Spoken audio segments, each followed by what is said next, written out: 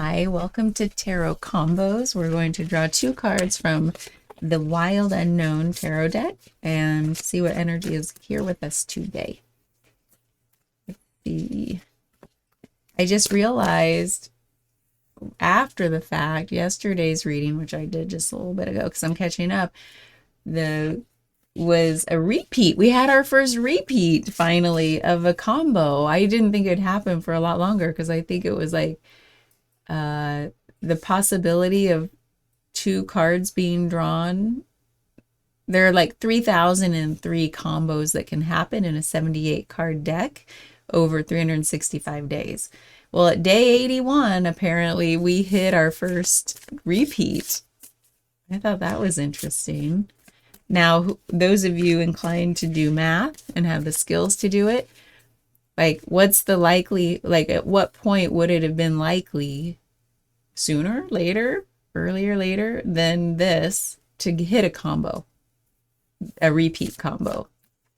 I'd be curious to know. So anyway, enough of that while I shuffle. Thank you for being here. Let's see what's here with us today. We have the Two of Cups.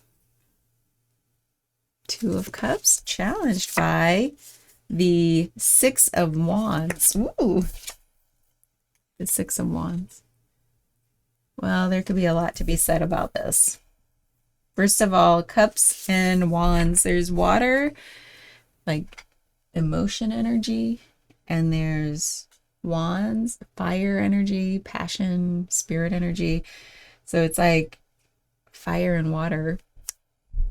And this feels like relational energy of like people relation.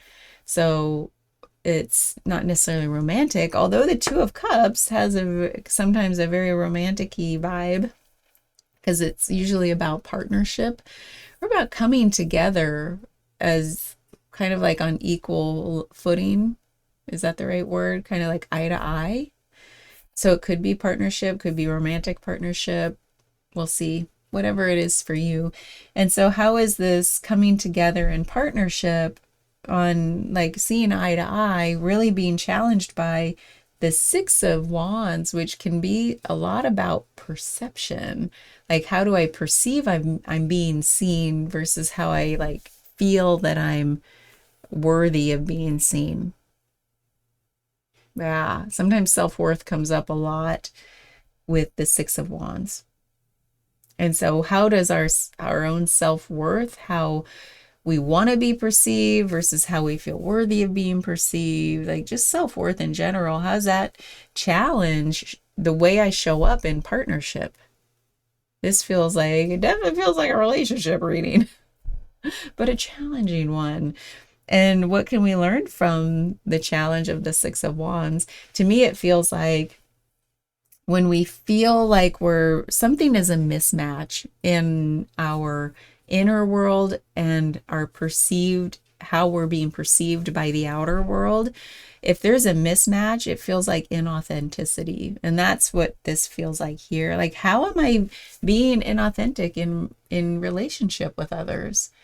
A lot of times, like, it can show up in romantic relationships. Like, damn it, I keep saying the thing. I know I don't feel that way, but I can't help myself but saying the thing. And like, then everybody feels bad. It could show up that way where you're just like not fully expressing yourself in the most authentic way with how you really feel, like what really matters.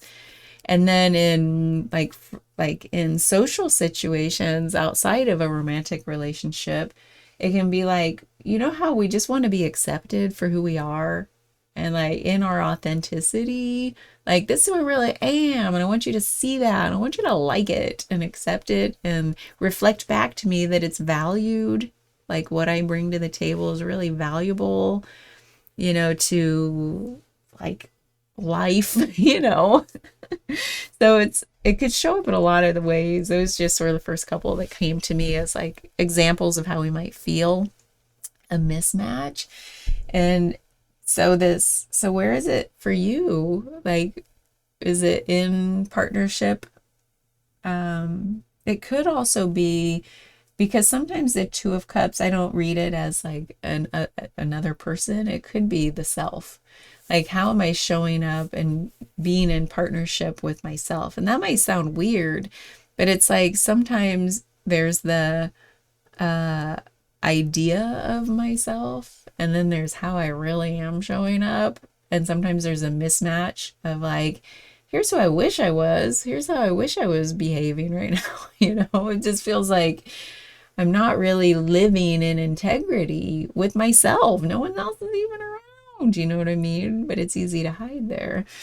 And so, how does this idea of like it almost feels like how I feel like the world perceives me is one thing, and how I really feel inside is another thing. And I just wish they were the same. I would feel so much less tension inside, that tug of war. And I feel like that happens a lot. Like the fear of being misunderstood is huge, isn't it? Let's just let that hang there. Because I feel like this isn't even sword energy as far as like mind, understanding, but it's like the fear of being misunderstood in like a way that I feel seen, or like the way I feel people are seeing me. That's is not like the real me. I feel like I'm being misseen. And that kind of feels like the challenge here. So, does that show up anywhere for you? Or are you being called to not worry so much about appearances anymore and just show up for yourself every day? Like, because that's all that we really have. And those other people, they're just thinking about themselves anyway. So it's like, how do we worry a little too much about how we're being perceived that it kind of, we get in our own way with that? Like, putting so much energy into worrying about how others think about us is really self-limiting. It keeps us kind of stuck sometimes. It keeps us stuck from even finding our alignment and our authenticity, like living it. So that's what's showing up. What about you? I have probably too many real life examples of this, but I'll just leave it. I'll just leave it because I feel like a daily practice of like keep aligning everything with like my inner and outer world, my thoughts, beliefs, actions, emotions. Like every day is a orienting toward alignment to feel at peace in my own body. And some days I do it better than others, and other days I'm like, oh God, I just gotta put myself back to bed. Tomorrow's a new day, like I feel like that's just the cycle of life. And here it is showing up because relationship, that's what we're here to do with each other, right? We have all these people, like it's not a solo journey through this world, through this life. It's not meant to be. We're meant to be in connection with other people. It's such a fundamental need of ours. And this is all about connection. Why am I pointing? I'm on the wrong thing here. There. Now you can see Two of Cups is what I'm pointing to. This card is all about connection and what, like, being in connection with self and with others. So, and it's just such a fundamental part of life. I have too many examples to name because every day I have to work on it every single day. So what about you? Does it come easy to you? Or maybe like it's more like not so much efforting so much anymore about it's like always on my mind, but it's like, oh, now I really feel it when I'm not in alignment, and we're gonna put a pin in that and come back to it because there's something to explore. That's what I mean by every day. It's like whenever something feels out of alignment, note if I can't work on it right then, okay, that's something to like realign or explore why it didn't feel good.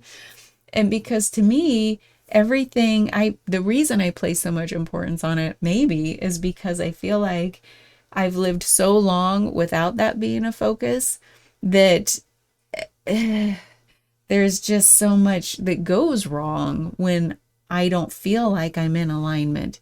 Everything just sort of spirals into like grossness. I don't know how to describe it because I'm being so vague, but you know what I mean, right? Like things just like could feel better. And to me, everything up to this point has like, oh, that's what that was all about. My thoughts, beliefs, actions, like all the things were askew. So no wonder I had all this internal tension, like never getting back into like, align. It's like having a chiropractic adjustment. And everybody I talk to, I don't go, but they talk, I have a lot of clients who go, and they're like, oh yeah, it just feels great, for a while.